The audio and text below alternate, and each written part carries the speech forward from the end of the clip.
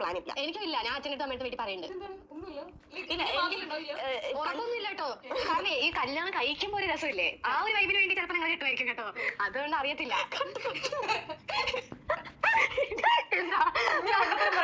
ഞാൻ ഉദ്ദേശിച്ചേ കല്യാണം കഴിക്കുന്ന നമ്മള് അത്രയും ഒരുങ്ങി വീഡിയോ ഒക്കെ എടുത്ത് മനസ്സിലായില്ലേ നിനക്ക്, അതിന് വേണ്ടിട്ട് ചിലപ്പോ കല്യാണം കഴിക്കാൻ.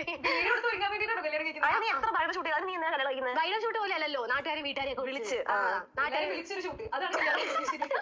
മീൻസ് അപ്പൊ ഒരു ആ ഒരു വൈബ് ഉണ്ടല്ലോ കല്യാണത്തിന് മുമ്പ്. അല്ലെങ്കിൽ കല്യാണം നമ്മൾ എല്ലാവരും ഉടുപ്പൊക്കെ ഇട്ട് നിന്ന് ഒരുങ്ങി ആ ദിവസത്തെ സ്പെഷ്യൽ പേഴ്സൺ നമ്മളല്ലേ. അപ്പൊ ചുറ്റുള്ള ആളുകൾ മൊത്തം നമ്മളെ നോക്കുന്നത്, നമ്മൾ ഡാൻസ് കളിക്കുന്നത്, അതിന് മുമ്പത്തെ ദിവസം തിരക്ക് ബഹളം, വീട്ടിൽ നിറച്ച ആളുകൾ. അത് എന്നാ കിട്ടുന്നത്.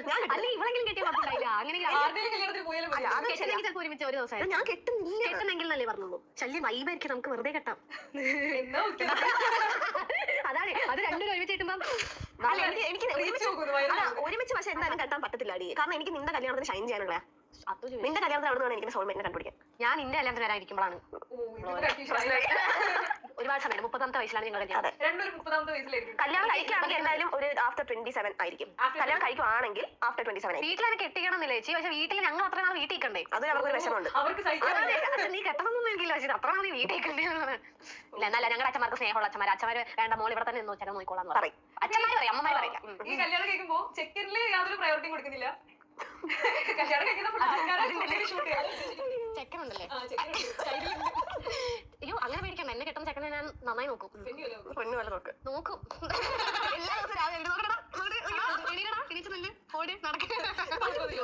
അങ്ങനെയൊന്നും അല്ല കേട്ടോ. ഞാൻ നന്നായി നോക്കും അവനെ. അവൻ ആരായാലും അവൻ എന്നെ നോക്കണം. എന്നെ നോക്കുന്ന കുറച്ച് ബുദ്ധിമുട്ടല്ലേ.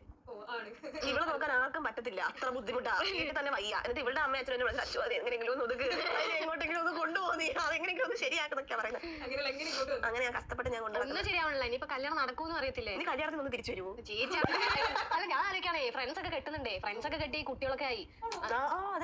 നമുക്കൊന്നും ആലോചന പോലും വരുന്നില്ല. നാട്ടുകാരെ ശ്രദ്ധിക്കണം. വളരെ നല്ല കുട്ടിയാ. വരുള്ളൂ. നീ പറഞ്ഞില്ല അങ്ങനെ. അങ്ങനെയുള്ള ആലോചന വരാം, പറയാലോ. റിജക്ട് ചെയ്യുമോ നീ? ഇല്ല, ആരെയാണ് വിഷമിപ്പിക്കത്തില്ല. വിഷമിപ്പിക്കത്തില്ല.